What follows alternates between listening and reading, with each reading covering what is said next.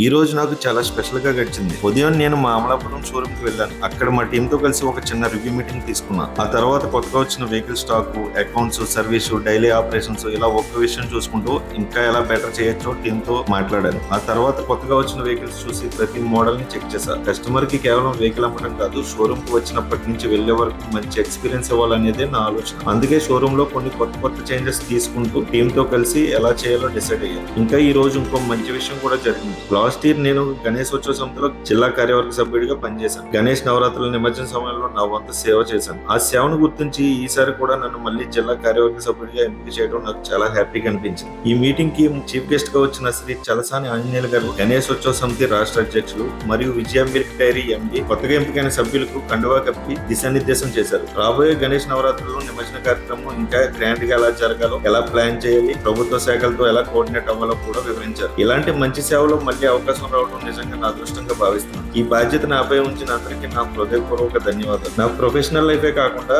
సొసైటీకి సర్వీస్ చేయాలనే సంకల్పంతో రెండింటిని బ్యాలెన్స్ చేస్తూ ఈసారి కూడా ఇంకా డెడికేషన్ తో పని చేయాలని డిసైడ్ అయ్యాను. Thank you so much.